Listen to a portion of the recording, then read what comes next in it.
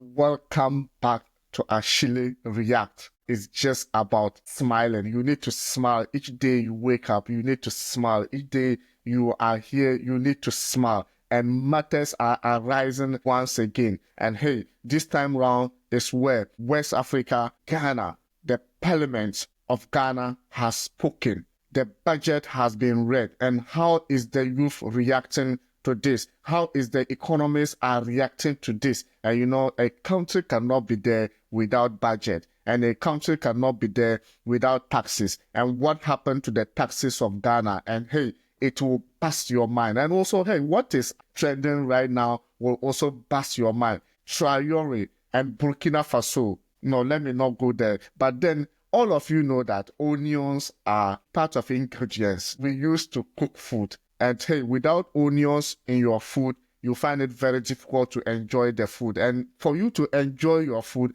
onions must be there. Or for you not to enjoy the food, onions must also be there. What do you make up of onions in the world food consumption or in the world food preparation? Let me know in the comment section. But then Burkina Faso is once again setting record under the president of Captain Ibrahim Traoré. We will get into that as well. And hey, Canada.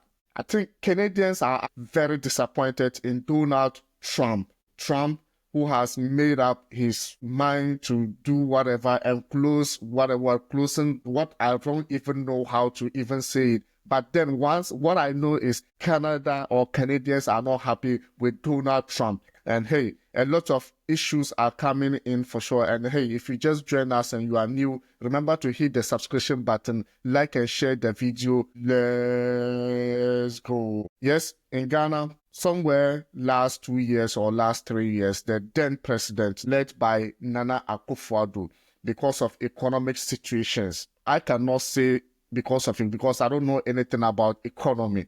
Then they said there was economic situation, COVID, Ukraine war, or what have you has happened. Because of that, economic situation has been hard in the system, and it was very difficult for them to manage the country. So after that, they were able to introduce some taxes, a burden to the citizens again. No one wants to pay tax. That one there is a fact. No one enjoys paying tax. But when it comes to Africa, hey, even if we will go extra mile to dodge paying tax, we will do that. And for then president to add more tax into the people packets, it was so difficult for sure. Yeah, implementing it was very difficult, and finally was able to implement it. And then what happened? Which of the tax are we talking about? E-Levy. E-Levy tax was a tax like internally they have mobile transactions. So if you are doing mobile transactions, there's going to be tax on it when you are removing the money to do whatever you need to do. And then there was a betting tax that was introduced as well. You know, nowadays youth employment, a lot of youth in Africa dwell on betting to make means. It's a fact. Everyone does it. Not only but Africa own is too much for sure, because that is what we dwell on in our daily living. So for the government then to introduce that tax, it was a lot of burden on the youth. Youth did not like it. They didn't like it. Taxes were coming on board as well. But then if you understand, you understand. Hey, but then listen to what the parliament or the budget or the minister of finance has to say about those taxes. Taxes for removal in line with our manifesto promise. Mr. Speaker, we will abolish the 10% withholding tax on winning from lottery, otherwise known as the betting tax. Mr. Speaker, we will abolish the electronic transfer levy, E-Levy, of 1%.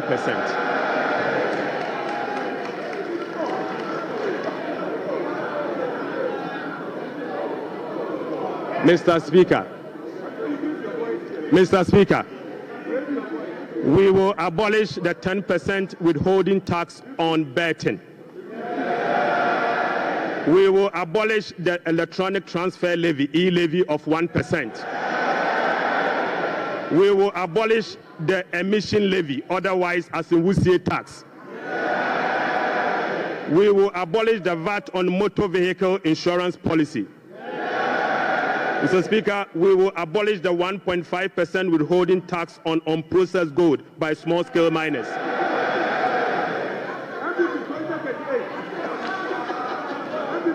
Mr. Speaker, the removal of these taxes will ease the burden on households and improve their disposable income.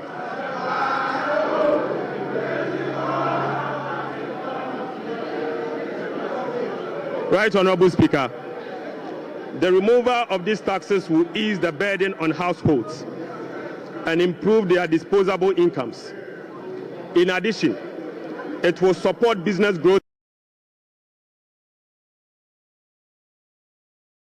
Currently, because this government here was part of his manifesto, and he believed that as part of his promise, he needs to deliver to the good people of Ghana. Yeah, so let's see how this is gonna work out for sure. And hey, this video is going to bust your mind. So after that, the opposition has to react. Yes, that's when we talk of democracy. For sure, democracy in Africa, I don't know where Ghana lies. Is it number 1, number 2, or number 3?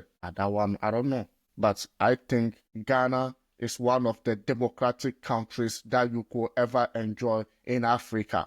Like, it's one of the countries that you can enjoy well in Africa. Peace, democracy, freedom of speech, probably you can enjoy much in Ghana. So the opposition has to react. And opposition reaction will bust your mind after introducing the tax. It will bust your mind. Listen to the video. A lot of hidden taxes. They talked about abolishing taxes. Yes, of course. We all, in our manifesto, agreed that certain taxes ought to go. If we had one power, we promised that we're going to abolish E-Levy. We promised that we're going to abolish COVID levy. We promised that we're going to abolish betting tax. We all said we're going to remove it. So they also introduced a lot of hidden. I know there are a couple of economists who have also said that the leaving or elevating those tax on the citizens of Ghana is good for the people. The people are happy, but how will it impact the nation? That's the critical point. The economists are saying, how will that impact the growth of the nation? So they were suggesting, oh, the government shouldn't have scratched those taxes just like that. You should have reduced it maybe to 0.5, to 0 what and what. But hey, promise is promise. The government didn't promise whether he was going to reduce it. He said he was going to scratch it off. And exactly that's what he's doing. It will bust your mind with that economist analysis. Listen to what he's going to say. But as much as I sit here, I think that E-Levy shouldn't have come. Yeah, of course, they campaign with it, and it is right politically that they scratched it. But economically, I thought we could have done something about it. If the current 1% is higher, we could have reduced it to about 0.5 because it's very potential. And Dr. Dusakode noted, and I agree with him, that in economics, you tax the growing activity, any economic activity that is growing. That is where you move and you tax it. This Momo is growing, but if you are not also careful, it can be counterproductive. So you need to weigh between the two and see where you can get your money. Today, I'm so happy to hear from my friend Martin that nobody is happy to, pay taxes. It is true. Nobody, including the household, everybody. In fact, we would have even been much.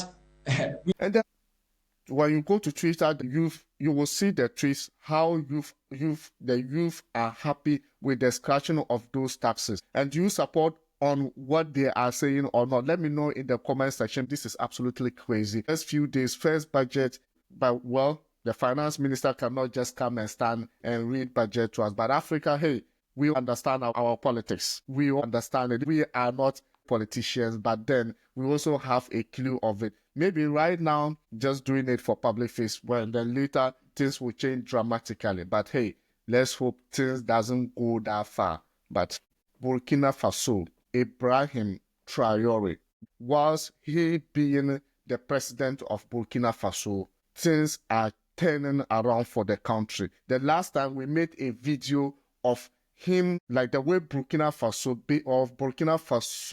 people are worshiping him, or the way they treat him as a president, the way they respect him, and in Africa as large, even in the world, people like, man, after taking over, the way he turned the country into. At this time around, what is coming is going to bust your mind. And for sure, what do you think about onions production in Africa and West Africa for that matter? And Ibrahim Traoré with his government is turning tables around in terms of onion production and export. And hey, before he came into power, Burkina Faso was somewhere, I don't know whether number 10 or number 5 or 6 or thereabout in production of onions. But then right now they have even beat Senegal in export of onions. Burkina Faso becoming the 3rd biggest producer of onions in West Africa and the 2nd largest exporter in the region after Niger, because we know Niger, for Burkina Faso to beat Niger in onion production or export, it means that it has to take years, because they have been doing it for quite a number of decades now, with over 400,000 tons of onions harvested. So 400,000 tons, which is a record for the country and Africa and the world at large, because we all know what onion does in terms of food preparation, in terms of our delicate, what word am I even going to use there? But then, hey, onion is very good for human system and human consumption. And for sure, for Burkina Faso to do this, probably Ibrahim Traoré must be applauded for that. And hey, his government is doing so very good for the nation. Well done, Burkina Faso. Vietnam has replied to that Kenyan lady that was arrested in terms of substances. And for sure, we all know exportation, or maybe if you are being caught by in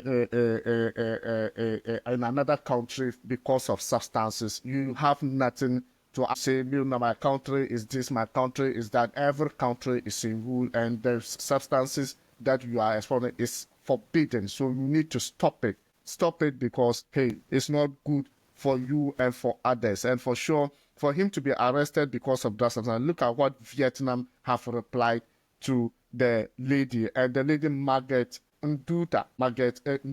Yeah, that's the lady name. And hey, we understand that you sympathize with your citizen. Our stand and laws to drugs and corruptions are severe. They apply fully to everyone who breaks them. Yeah, they apply fully to everyone who breaks them. If you break them, it's up to you, for sure. And so including our own Vietnamese, so they are not actually applying it to you because you are international or you are from somewhere, or you are, yes, so the law is a law. That's what they are trying to tell the Margaret Nduta. As a leader of Vietnam, I don't interfere with courts' sentences, even Vietnam drug dealers. It's not a matter of citizenship. It's a matter of dangerous substances you are bringing to our children, which doesn't go well with Vietnamese. So if you are caught, the law has to deal with you. And hey, I know everyone will actually learn their lessons from this. Guys, this is going to bust your mind. Once again, US President Donald Trump. I don't know whether he's trying to have a beef with everyone, even if the presidency tried to have a beef with every nation, but not your closest ally. Trump, your closest ally. Canada. Well, I don't have to say much, and I don't have to say too much, because this video coming is going to bust your mind. Right up to this election. And then all of a sudden, he turned the guns on his closest friends and allies. It was so disappointing. It was so disappointing for the millions of Canadians that thought, boy, we're going to have a better relationship. We're going to grow the economy. And he let us down. And I've been with President Trump, as you can see, from before he got elected, before 2016. And many millions of Canadians were. Now he wants to attack our families, take food off our table, shut down our manufacturing facility. And as the Premier of Ontario, I'm supposed to roll over? I can tell you, I'll never roll over. Never, ever. I want to work and make a stronger AmCan fortress. I want to make sure we have a wealthier country, both countries. I want prosperity for both countries. But I'll tell you, when you start putting tariffs on Canada, it's a tax on Americans. Well, I was supporting him right up to the... And for sure, hey, yes. So for Ontario Premier Duke Ford has to say this, it means that it's really extreme. I was supporting Trump right up to the election. According to him, he was supporting Trump right up to the election. And then all of a sudden, he turned the guns on his closest friends and allies. It was a disappointing, or it was so disappointing. He let us down. Absolutely. Trump let Canada down because they didn't expect that. They didn't see that coming. And for sure, for him to do this to Canada, probably. I saw so many things that actually happen. Even in Canada, some drinks that are produced in the US has been removed from stores. And let's see how Trump and his presidency is going to react when this turn around. Just join us and you are new. Remember to hit the subscription button, like and share the video, and we're going to see you in the next video. If you haven't subscribed, subscribe. Thank you very much for watching. See you.